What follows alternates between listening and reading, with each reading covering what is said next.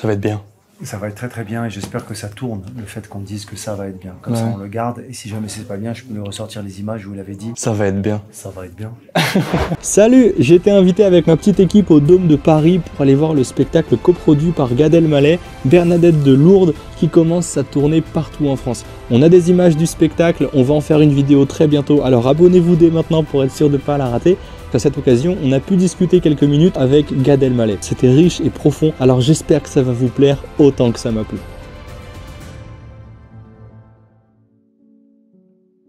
Merci beaucoup. C'est avec grand plaisir, c'est un jour important pour toi. Est-ce qu'on se dit tu, est-ce qu'on se dit vous? Je préfère tu. Ok. Tu dis que les cathos, on n'assume pas beaucoup la foi. Oui, je le pense. En tout cas, je le ressens. Ou je l'exagère, mais je l'ai ressenti beaucoup. Alors, je le fais en blaguant dans mon spectacle, mais les blagues, ça part toujours d'une observation réelle. D'ailleurs, quand j'aborde ce thème, même avec des gens qui sont cathos dans une salle de spectacle, il y a d'abord le où il va, qu'est-ce qui se passe, est-ce que vraiment on peut parler de ça, et après je les détends et ils y viennent. On peut l'expliquer de plein de manières parce qu'à part la blague, il y a l'histoire. Je suis pas un historien, mais je crois qu'il y a une réalité historique qui fait que l'Église, le poids de l'Église, la séparation de l'Église et de l'État, toutes ces choses-là qui sont un héritage peut-être qui est pas digéré totalement, qui est pas, en tout cas c'est pas apaisé pour moi, tu vois. Parce que la laïcité, je suis tellement pour la laïcité, moi j'ai aucun problème avec ça. Pratique ta religion comme tu l'entends, comme tu veux, et que chacun pratique sa religion, mais qu'on soit équitable avec toutes les religions. Mais la laïcité, ça veut dire aussi laisse les gens qui ne croient pas tranquilles, on n'a pas à leur imposer. C'est né aussi d'une volonté de la séparation de l'Église et de l'État, certes, mais ça doit être aussi, je vais pas t'empêcher de pratiquer ta foi ou d'être dans la spiritualité, ou quelle que soit ta foi. Je pense que c'est ça qu'on a eu du mal à intégrer en France. On a confondu bien trop souvent la laïcité et l'absence ou la disparition d'une forme de spiritualité, de foi, quoi. En effet, et t'as raison de le répéter et de le redire, très souvent, c'est pas assumé, quoi. Parce que pour eux, ça renvoie à quelque chose de désuet, de, je sais pas, de pas cool, de pas sexy. Il y a plein de raisons. Mais en tout cas, le constat, c'est que c'est pas totalement décomplexé, c'est complexé. C'est complexe. Mais nous, on est là. La chaîne s'appelle Le Catho de Service. En parlant de spiritualité, du fait d'assumer, etc., tu le mets en avant de plus en plus. Ouais. Et encore plus qu'au moment de la sortie de mon film. Parce que je suis en quête de vérité. Oui, je recherche Dieu comme beaucoup de gens et je m'interroge sur ma foi, mais je cherche la vérité. Et je crois que dans la vérité, il n'y a pas de concession. C'est-à-dire qu'à un moment donné, il faut dire, quoi. Ça veut dire le mot « je crois », il est très étonnant quand même pour croire. Ça devrait être quelque chose qui soit pas fragile comme mot. Or, le mot croire, il est fragile. Tu dis à quelqu'un t'es croyant, tu crois qu'il y a un Dieu, il te dit je crois. Je crois. La vérité, ça m'a fait penser à cette phrase. Ça va faire un peu un télo, je sais pas si je le dis ou pas, mais. Non, vas-y, j'ai lu des bouquins quand même. Tu dis je suis la vérité, le chemin et la vie. Ouais, ça c'est déjà connu, mais. C'est un juif qui a dit ça. Ah ouais? Je suis le chemin. Ah bah évidemment, bah oui, Jésus. Non, la vérité s'impose à l'esprit par la force de la vérité elle-même, avec autant de douceur que de puissance. Alors, c'est pas exactement ça la phrase, je vais te la, si tu me permets, je la corrige. Et avec plaisir.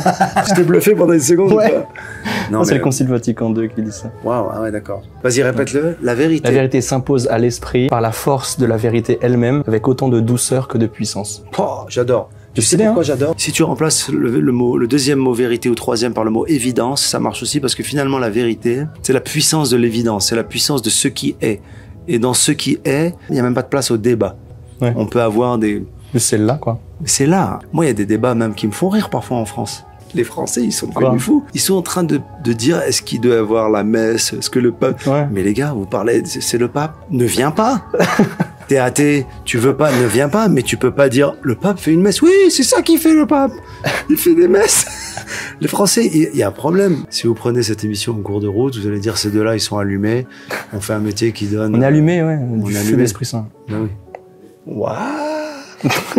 Le Catho de Service. Bam, Esprit Saint, boum. Tu dis que tu vois une mission dans le fait de donner de la joie et faire rire les gens. Ah oui. Je crois que la mission, elle a toujours été là. Elle m'a été demandée, transmise, ordonnée presque. Et je l'ai pas entendue vraiment comme ça. Je l'ai vécu comme une conséquence de ce qui m'arrivait sans comprendre. Et un jour, je me suis dit, en étudiant, en me rapprochant de la foi, finalement, encore une fois, c'est là, on analyse notre vérité, ce qu'on fait sur Terre, où on va. Et dans la vérité, on se pose des questions sur, je fais quoi exactement? Est-ce que vraiment je fais rire? Pourquoi? Pour remplir des zéniths, gagner de l'argent? Pour être comme ça sur une affiche? Pour faire ça va Toulouse? J'entends rien. J'entends très bien. Non, j'aime bien ça, mais ça, c'est le contenant. Mais le contenu, Je l'entends maintenant. Avant, je l'entendais pas. Mais quand des gens viennent me voir et me disent, waouh, pendant 2 heures, je me suis sauvé de mes problèmes, de mon ennui, de mon angoisse, de mes problèmes avec ma fille, ma femme. Et je me dis, mais c'est incroyable. C'est une mission. Et d'ailleurs, le contenu de mes shows commence à changer en fonction de ça, justement, et de plus en plus. Et j'aime bien aller sur scène en me disant, ta mission, c'est d'aller leur donner de la joie. Alors je sais que c'est un terme qui est beaucoup utilisé dans le monde catho, la joie, mais j'aime bien ce mot. Parce que la joie, c'est pas forcément la gaieté, c'est pas du tout le bonheur, c'est pas forcément l'excitation, j'arrive même pas à le définir. Je crois que elle peut être même mélancolique, cette joie. Par exemple, quand j'étais petit, moi je rêvais d'être un artiste, et j'avais une mélancolie, une flamme que je voyais, mais c'était une forme de joie. Ça a été une joie. C'est très très fort et c'est très agréable à vivre, et quand je vais sur scène aujourd'hui, de donner cette joie, ça me procure de la joie. Laisse-toi guider. Amen. Tu préfères rire ou faire rire? Faire rire. Oh. Jouer un spectacle ou produire un spectacle? Jouer un spectacle. Ne pouvoir regarder que tes films ou ne jamais voir ce sur quoi tu as travaillé? Ah, ne jamais voir ce sur quoi j'ai travaillé. Jouer ou présenter un personnage réel ou un personnage fictif? Réel. Emma qui joue Bernadette ou la vraie Bernadette? T'es dur parce que quoi que je dise, c'est chaud. Emma parce qu'elle est là et je peux lui parler, j'ai des réponses. Tu préfères avoir un public qui rit aux éclats mais ne comprend pas la moitié de tes blagues? La réponse B. Ou un public qui comprend toutes tes blagues mais rit poliment? Bah en vrai ni l'un ni l'autre parce qu'un public qui comprend et qui veut pas le manifester, j'y m'énerve. Mais je préfère la deuxième réponse parce qu'il y a une forme de communion quand même. Communion sans mauvais jeu de mots et sans allusion. Travailler sur un thème unique ou varier les thématiques dans un même spectacle? J'aime une thématique unique parce que ça te rend expert. Comme les restos qui font du monoproduit, tu vois. Être rejeté pour tes questions spirituelles mais les vivre librement ou ne jamais en parler mais plaire à plus de monde? Oh non, rejeté pour mes questions spirituelles et en parler librement. Et d'ailleurs, d'être rejeté, ça crée du dialogue.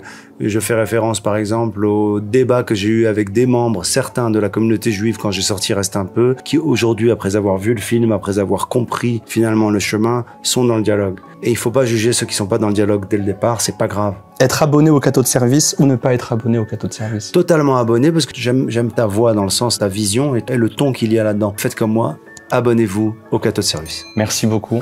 Voilà la fin de cette vidéo, j'espère que ça vous a plu, dites-nous en commentaire ce que vous en pensez. Merci à Gad qui était là, le spectacle est juste incroyable. Voilà, il faut aller le voir. Donc allez le voir, abonnez-vous et soyons sains, à plus.